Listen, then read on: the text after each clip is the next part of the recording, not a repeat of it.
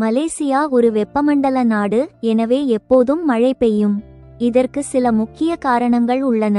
பூமத்திய ரேகைக்கு அருகில் அமைந்துள்ள இடம். மலேசியா பூமத்திய ரேகைக்கு மிக அருகில் அமைந்துள்ளது. இந்த பகுதிகள் ஆண்டு முழுவதும் நேரடி சூரிய ஒளியை பெறுகின்றன. இது அதிக வெப்பநிலை மற்றும் அதிக ஈரப்பதத்தை ஏற்படுத்துகிறது. சூடான ஈரப்பதமான காற்று உயரும்போது அது குளிர்ந்து மேகங்களை உருவாக்கி மழையாக பெய்யும். மலேசியா ஆண்டு முழுவதும் அதிக ஈரப்பதத்தை அனுபவிக்கிறது.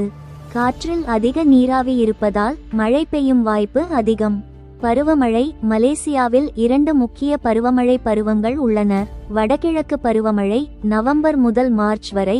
இது தீபகற்பத்தின் கிழக்கு பகுதி, சரவாக்கின் மேற்கு பகுதி மற்றும் சபாவின் கிழக்கு பகுதிக்கு பலத்த மழையை கொண்டு வருகிறது.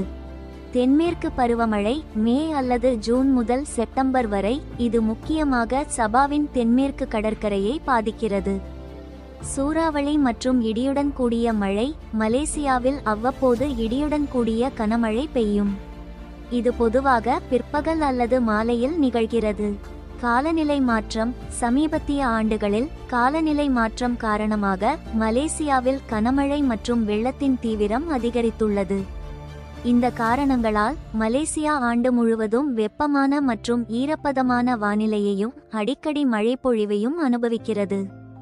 வறண்ட மாதங்களில் லேசான மழையையும் எதிர்பார்க்கலாம்.